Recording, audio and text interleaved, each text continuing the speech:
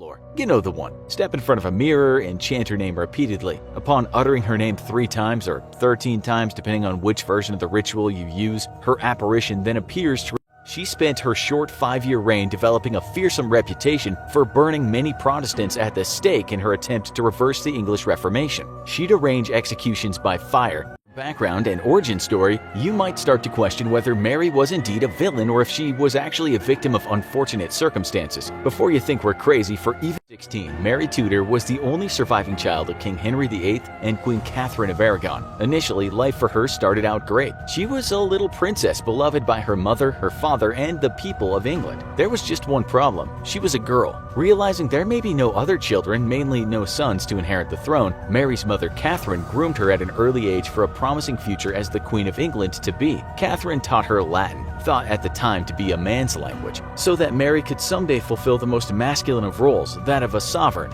Though Henry was proud of this daughter, her accomplishments wouldn't be enough for him later, and he'd still want a son. Being the daughter of the King of England and the Spanish princess, Mary also was considered a hot commodity for marriage. Her hand was often promised to sons of various rulers for sake of alliances and political gain. All of these betrothals fell through though. Legal age for marriage, her future betrothal was more seriously considered. Before she could embark into a successful marriage, however, something happened that would change her life forever. That is, her father fell madly in love with a woman, Anne Boleyn, and wanted a divorce with her mother. This was probably the biggest, most defining event for Mary due to the numerous repercussions that followed. It was from this moment on that Mary would never again experience a day of happiness. Mary's intense anxiety provoked a particularly nasty flare-up of agony in 1531, soon after Henry forced her mother, Catherine, to leave court while treating Anne as the new queen-to-be. When her father, Henry, granted himself his divorce after being denied by the Pope, he disregarded Mary as illegitimate, claiming that he never truly lawfully married her mother. He'd gone from being a loving and doting father to Mary in her early years to now being a vicious, neglectful parent. If you watched our other episodes,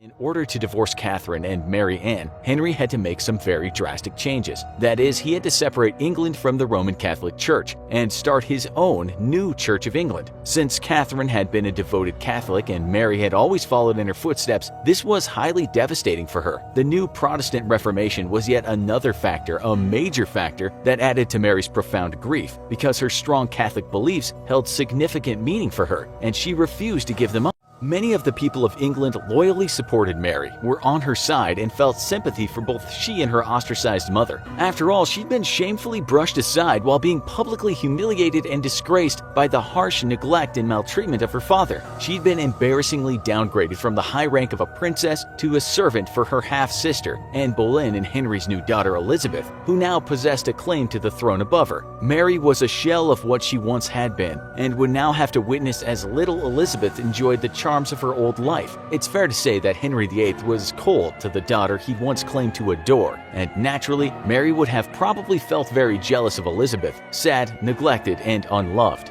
This was obviously turning his back on God by ridding the country of the Catholic faith. Many people asserted that Mary still had the rightful claim to the throne, even though she'd been stripped of her title as princess. The people had adored her mother Catherine as their queen, but they hated Anne for being in essence a homewrecker. For this reason, Anne was perceived as being the great whore, and Mary was thought to be a heroic symbol of rebellion among the English people. Not surprisingly, Mary's refusal to acknowledge the annulment of her mother's marriage and recognize Anne as queen and relinquish her own positions as princess greatly angered her father. During this time, Mary was in a very precarious situation. Her very existence was called into question with she was depressed beyond consolation and no longer believed there was a life for her in England. She wanted desperately to leave for her mother died, which struck her with further painful grief. She was depressed beyond consolation and no longer believed there was a life for her in England. She wanted desperately to leave for her mother's home country of Spain. But then something else changed. Anne Boleyn was ordered by Henry to be executed for allegations presumably staged against her. Mary was extremely pleased with Anne's death. She had absolutely despised her for destroying her life. It also gave Mary a new sense of hope for her future. Perhaps her father had changed his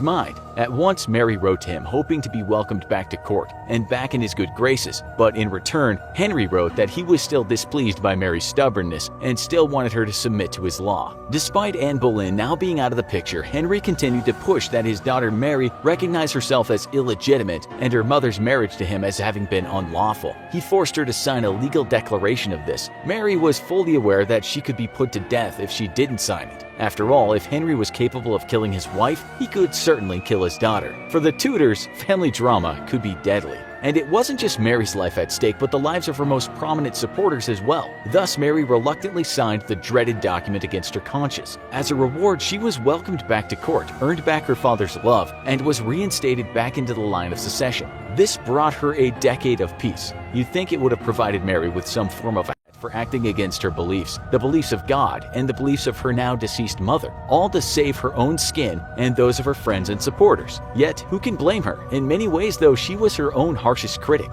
Despite being back in good standing with her father, however, Mary still didn't marry during this time. This may be because, as we all famously know, Henry VIII was too busy collecting and discarding his own wives. Clearly, marrying off his first daughter wasn't much of a priority for him, so Mary remained single for a long time. Mary had also gained a brother, the son and heir that her father had desperately wanted, Edward VI. Mary was about 31 when her father died, and the young 9-year-old Edward took over as first in line to the throne. Mary was second in the line of succession, followed by her younger sister Elizabeth as ordered by Henry prior to his passing. But Edward, though very young, was a hardcore Protestant thanks to the influence that his advisors had over him. Thus, Mary once again fell into a threatening position due to her strong Catholic beliefs. This time, it was at the hands of her little brother, not her tyrannical father. Mary once again probably found herself in a familiar dark place, thinking there was no future and that her beloved Catholic faith would not survive this doomed world. Years of stress and the constant monthly pain she endured from her endometriosis took its toll on her, and she became a very weakened-looking and bitter woman. Thankfully for her, Edward's reign didn't last long because he became ill and died at the young age of 15. Not wanting his Catholic sister Mary to take over the throne, Edward had requested upon his dying breath that this Protestant cousin, Lady Jane Grey, succeed him. She would rule as queen for only 9 days before Mary's supporters rose up to help her take her rightful place on the throne. At the age of 37, Mary's reign as queen finally began. Mary entered London in a triumphant procession in 1553. The people of England wept tears of joy, elated that their beloved daughter of King Henry VIII and Catherine of Aragon was finally taking her place on the throne. Little did the people know what was in store for them. They didn't seem to realize the extent of Mary's anger and contempt. She was a queen fueled by resentment and passionate religious obsession. She was determined to restore the Catholic faith and take revenge against those who had made her last 25 years so miserable, namely Protestants. She quickly became an unpopular queen with the initiation of her mass executions and burnings. To tie England with Catholicism even further, she finally got married to Philip II of Spain from her mother's native Catholic country. This, however, did not provide her with the happy life she so long desired. Though she adored her husband and was smitten with him, there is no record about how he felt about her in return, but we can speculate with a certain level of ease that he didn't feel the same way. One indicator of this has to do with rumors that were circling about Philip having a 38-year-old Mary was not exactly perceived as a gain, not for love. This is made all the more sad when you consider that she had also gone through a period of feeling unloved by her father. It seemed she couldn't catch a break. Life had not been good to her, and her misfortunes would only continue. Soon after her marriage, it seemed though her luck had changed. When she stopped menstruating, felt nauseated in the mornings, and gained weight, her royal physician suspected she could be pregnant. People rejoiced, bells rang, and there were celebrations held on the streets. Though she grew a belly, however, there was no baby. It is possible that she had a tumor, though many assert she was experiencing a phantom pregnancy, a conditional phenomenon thought to occur when no way to distinguish a false pregnancy from a real one, so were hired on standby to help care for the baby once it arrived. Letters announcing the birth and speculations were quickly spreading as more time passed. Maybe Mary had lied about being pregnant to give people hope for an heir. Maybe instead of a baby, Mary was carrying a monkey. Eventually, she had to come to terms with the fact that she was not really pregnant. After going through 2 false pregnancies, Mary faced the cold, hard reality that she would not have an heir. Her childbearing years were over. She was enraged with the idea that Elizabeth would succeed the throne after her. She hated Elizabeth as the daughter of Anne Boleyn, the woman who started all the misery in Mary's life. She was also incredibly jealous of Elizabeth because she possessed the two main qualities that Mary did not. That is, Elizabeth was both young and beautiful. After a short, disastrous reign, Mary died in 1558, most likely from ovarian cancer derived from her untreated endometriosis. Her vision for a Catholic England crumbled, and Elizabeth took the throne. Mary's husband Philip, whom she loved so wholeheartedly, wrote that he felt only a moderate grief for her. Mary was beguiled even after death because she was not buried next to her mother, as per her request. Instead, she ended up being buried next to Elizabeth. To make matters worse, the gravesite of Mary and her hated sister is a monument to Elizabeth, which completely overshadows her. Mary is commemorated only by a slab of black marble with the infamous name Bloody Mary on it. In this way, it seems that Mary has pretty much gone down as one of history's biggest losers. She had a terribly difficult life, fraught with grief, pain, and misery. On top நாளைக்கே நான் இந்த பொண்ணை கல்யாணம் பண்ணிக்கிட்டு ஒரு வருஷத்துல ஒரு பொம்பளை குழந்தைய பெத்துட்டேன்னு வச்சுங்க, அம்மாவோட கொடுமையை நினைச்சா ரொம்ப பயமா இருக்குப்பா. பொம்பளை புள்ள பிறக்கூடாதுங்கிறதுக்காக கல்யாணமே பண்ணாம இருக்க போறியா? ஆமா. அப்ப அதுக்கு ஒரு ஐடியா இருக்கு. என்ன ஐடியா? ஆம்பளை பையன் இருக்கிற ஒரு பொண்ணா பார்த்து கல்யாணம் பண்ணிக்க.